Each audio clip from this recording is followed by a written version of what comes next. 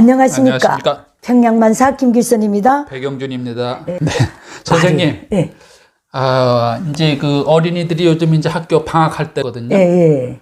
근데 북한 어린이들이 예. 초등학교 학생들은 예. 그 우리나라 이제 고유 전래동화가 많이 있잖아요. 예, 대한민국에 많지요. 네, 심청전, 예, 홍길동전, 춘향전, 예, 장화 홍련전. 네, 많이 있는데 예. 이런 전래동화를 즐겨 읽고 있는지 예. 또 그밖에 외국 전래동화도 읽고 있는지 궁금해지는데요. 야, 이게 가슴 아픈 일입니다. 제가 자랄 때만 해도 60년대만 해도 나름 전래동화가 있었어요. 홍길동전, 그 다음에 전우치정, 심청전도 있었고, 심청전은 이렇게 두꺼웠어요. 제가 자랄 때는 그거 읽으면서 자랐어요. 60년대에 자랐거든요. 네. 그때는 정말 우리나라 전래 동화뿐만 아니라 영국, 러시아의 어린이 동화책들이 다 있었어요. 백설공주, 날아다니는 배, 어쨌든요 그런 동화들이 많았거든요. 우리는 자랄 때 진짜 그 책 하나 누구네 집에 있다 하면 고구마 삶은 거 들고 가서 바꿔서 보기도 하고, 네. 또 걔가 또 우리 집에 와서 또 뭘 주고 우리 집 책 바꿔다 읽기도 하고. 우리 60년대까지만 해도 많이 못 읽었어도 읽는 애들이 많았어요. 내 주변에서도 보면. 그럼 선생님께서 어렸을 때 혹시 할머니나 할아버지로부터 어떤 들은 뭐 옛날 얘기? 친저부들, 외저부들은 제가 세상에 났을 때 이 세상 사람이 아니었어요. 그러니까 저희 어머니는 고아 출신이기 때문에 우리 어머니가 책 읽기를 굉장히 좋아하셨어요. 항상 책 들고 읽고 그 책 보는 그 모습을 우린 보면서 살아다니까 우리도 자연히 책을 읽게 된 거예요. 근데 어쨌든 우리 자랄 때 인민학교 때 그때는 나름 그런 책들이 이 집 저 집 가면 한두 건씩은 굴러다녔어요. 그게 그러니까 60년대죠. 60년대까지입니다. 1970년대에 들어오면서 당위 유일사상 체계 확립, 이게 딱 들어간 거예요. 하나의 사상으로 확립하라. 당위 유일사상은 수령의 사상이다. 이 유일사상으로 철저히 온 사회를 사상교양하고 세뇌해야 된다. 이게 나온 거예요. 그러니까 68년도인가 처음으로 당위 유일사상 체계라는 말이 나왔고, 74년 김정일이가 공식 후계자로 추대된 다음부터는 당위 유일사상 체계 확립이 10대 원칙을 법적, 제도적, 이념적으로 깔아버린 거예요.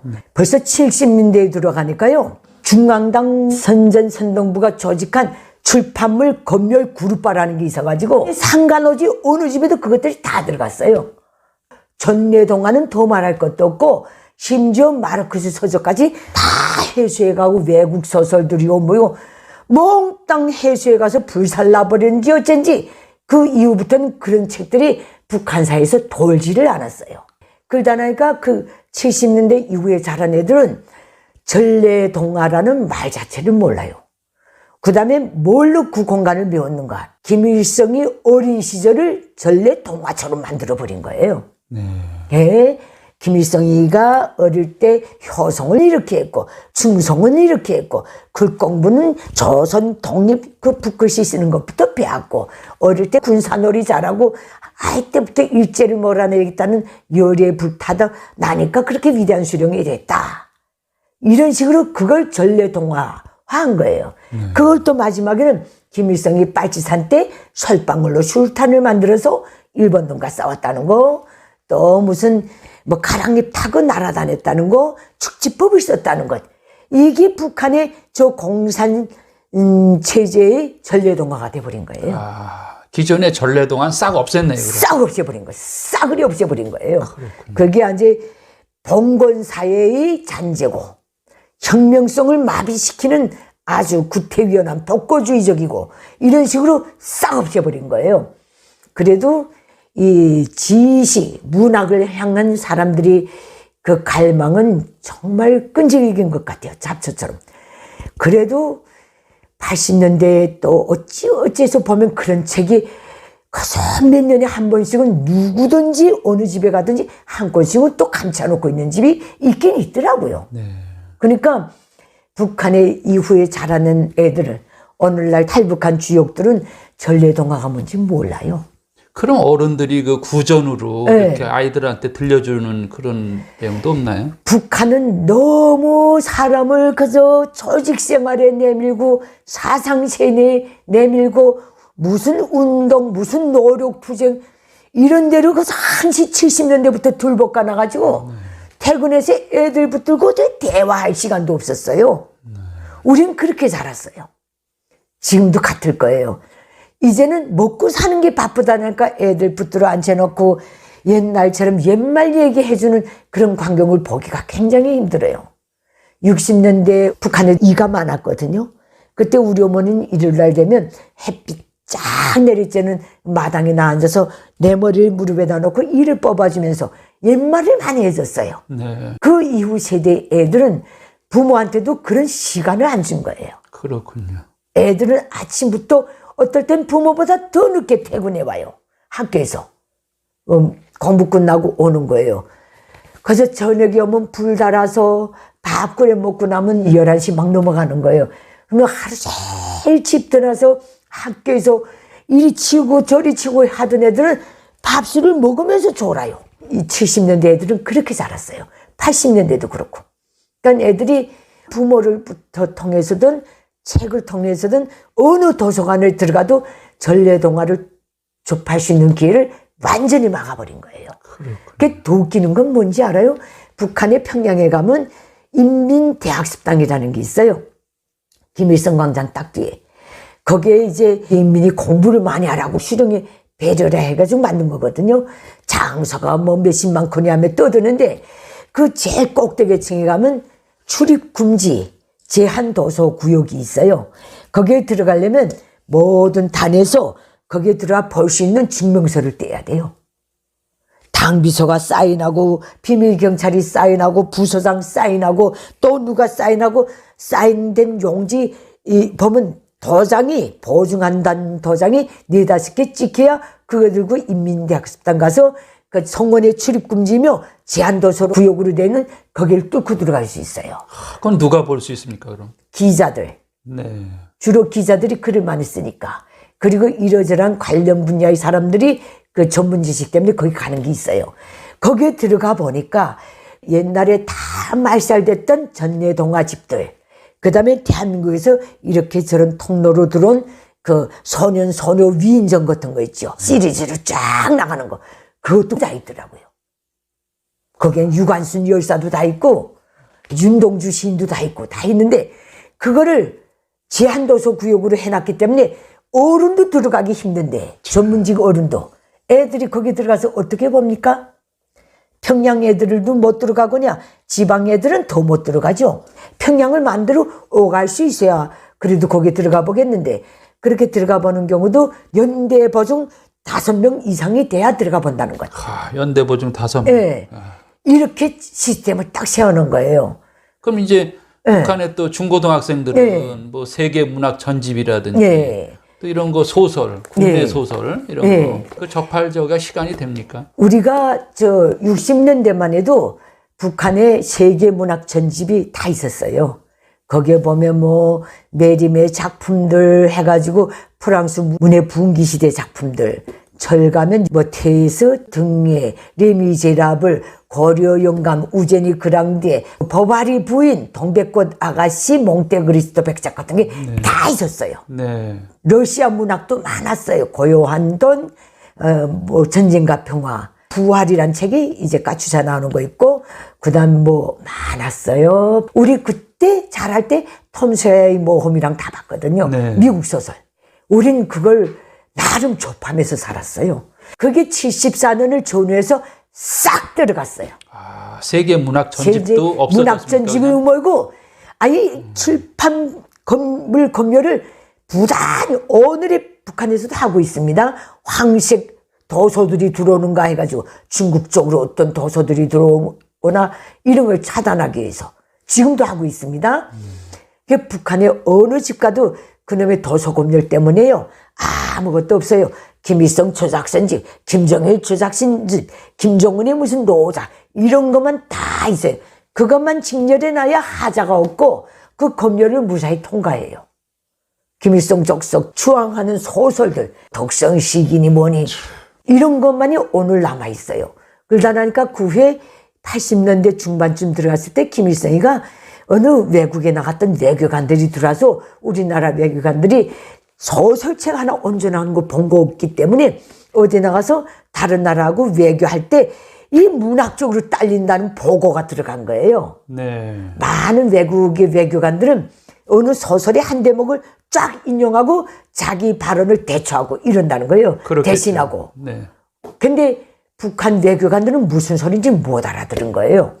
그러다 나니까 이게 제기돼서 우리나라 엘리트들이 아주 문화적 소양이 없고 자기네가 그렇게 만들어 놓고 그래가지고 그 후에 김정일이가 건별로 비준해서 나온 소설들이 또 나오기 시작했어요. 근데 그거는 부수가 형편없이 작거든요. 주로 소련 소설 위주로 주로 나갔어요. 중국 소설, 소련 소설. 근데 그때 나온 거는 벌써 개인이 소장할 수 없는 시스템을 딱 만들어 놓고 그때 김정일이 비준에 받고 나온 책자들은 몽땅 그 기관, 기업소, 공장, 중간 기관들, 사무기관들이 도서실 비치용으로 딱 나온 거예요. 네. 주민사회는 퍼지질 않았어요. 그래도 이게 너무 갈망하다니까 사람들이 그 책을 너무 읽고 싶어서 90년대에 들어와서는 그걸 복사하는 방법으로 책을 모아서 버는 현상이 지금은 나타나고 있다고 해요. 네. 그러니까 80년대부터는 그 어떤 세계적인 전집을 접할 기회가 정말 폭이 좁았고 그때부터 나온 게 김일성 족속 우상화 작품들인 총소불멸의 역사, 김일성 족속의 우상화를 소설화한 뭐 준엄한 종구요, 고난의 길이요, 뭐 이런 소설들 있죠. 그 다음에 김일성의 조상들, 뭐 역사의 새벽길 해가지고 김일성의 아버지 김영직이요, 강반석이요 이런 사람들의 삶을 문학화한, 소설화한 것. 또 김일성의 마누라 김종숙의 활동을 소설화한 충성의 길에서 이런 소설들만 다 나온 거예요. 그것도 사람들이 읽질 않으니까 혁명역사 배운 거나 그 소설이나 줄거리가 비슷한 거예요.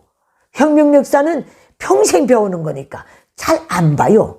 그러면 매번 월, 분기, 그 다음에 년 학습청화 제도라는 게 있어요. 북한에서 유일적으로 학습 제목들 내려보내고 시험 치는 제도거든요. 네. 정치 세뇌를 위주로. 그때 그 시험 문제에 이 소설책들을 걷어온 거예요. 그러다 나이가 어쩔 수 없이 그 소설을 읽지 않고는 이 시험에 통과 안 되게 만들어 놓은 거예요. 그래서 그 소설들은 많이 접했는데 이것도 종이 사정이 가장 열악한 나라이기 때문에 내가 지방에 추방돼 보니까 그런 소설도 못 읽은 애들이 디글디글 하더라고요. 그렇겠죠. 그게. 예. 그러니까 김일성 족속은 자기네 우상화를 위해서 다 없애버린 거예요. 한 개의 국민을 문명 이전의 사회로 돌려놓은 거예요. 참 상상할 수도 없네요. 상상할 수도 없는 네. 거예요. 전래동화라는 단어가 뭔지도 모르는 백성으로 만들어 놓은 거예요. 사람이 태어나서 죽는 날까지 자기네 교양만 딱 받게 만들어 놓은 거예요. 세뇌만. 오늘날 북한인 주민들이 데모도 못하고 민주화운동 못하고 이 모든 이 사태를 빚어낸 죄악 중에 하나가 여기에도 있는 거예요. 그렇군요. 예. 참 똥물에 튀길 놈들이요. 저것들은 정말 우리 한민족 역사에 저런 족속이 나왔다는 거. 혹시 그 단군 신화도 그런 것도 없나요? 단군 신화를 뜻게 말로 조금씩 다 역사에 취급했어요. 네. 근데 단군 그걸 말살하고 우리 사회주의 조국의 시조는 김일성이다. 이 표가 나온 다음부터 단군 신화도 안 배워주는 거예요. 아, 단군 신화도 없애버렸네. 네, 없애버렸는데 왜 북한의 강동에 가면 단군 능이 있잖아요. 네네. 그거는 오직 대남 조카 통일 목적으로 딱 만들어 놓은 거예요. 이 한반도의 시조인 단군의 기본 활동지 수도가 평양이다. 정통성을 세우기 위해서. 그래서 통일되면 남조선 인민들도 다 올라서 단군 평양에 있는 걸 참배하라. 네. 이 뜻이겠죠. 김일성을 참배하라면 이 긴가민가하고 반대하는 사람이 얼마나 많겠어요. 그렇겠죠. 그러니까 그 하나의 선전물로서 그걸 만들어 놓은 거예요. 군대들이 다 동원해서 했거든요. 그거 한 6년 했어요. 그때 내가 강동군에 취재를 자주 다녔는데 거기에 있는 주민들이 그러더라고요. 저건 왜 짓는지 모르겠다는 거예요. 진짜 당군인지 가짜 당군인지도 모르는 걸 그걸 누가 증명할 수 있나? 당군 뼈다구를. 근데 그때 사람들이 그러더라고요. 김일성이 자기 죽으면 저렇게 묻어달라고 저거 지금 당군을 저렇게 만들고 있다는 거예요. 당군용을. 근데 북한 주민들 얼마나 현명합니까? 정말 김일성이 죽은 다음에 당군능을 훨씬 능가하는 시신궁전에 들어가 누웠어요. 그렇죠. 평양시 한복판에 있는 시신궁전을 만들어 놓고 김일성이 들어놓고 오늘은 2대 세습 지도자 김정일이까지 거기 들어가 누워 있어요. 미이라가 돼가지고. 그러니까 당군 신화보다도 더 중요한 거는 북한 주체의 사회주의 시조인 김일성을 더 일러준다는 것. 당군에 대해서는 어느 날 뭐 마늘 먹고 뭘 먹고 사람에 대해서 뻗겨나서 첫 나라를 세운 게 뭐다. 이런 식으로만 딱 취급한다는 것. 네. 네. 그 이유는 몰라요. 그래서 탈북민들도 오면 당군 신화, 당군은 아는 사람도 있을 수 있고 모르는 사람도 있지만은 그래 그 신화가 뭐야 하면 대한민국에서 다 자기가 찾아보고 그걸 소화해서 얘기하지 북한에서 배운 거는 없다는 것. 네. 이 문제를 정확히 알려드리는 바입니다. 예. 오늘 잘 이해가 많이 갔습니다. 감사합니다. 고맙습니다. 예, 오늘 이 문제는 여기서 마치도록 하겠습니다. 감사합니다. 고맙습니다.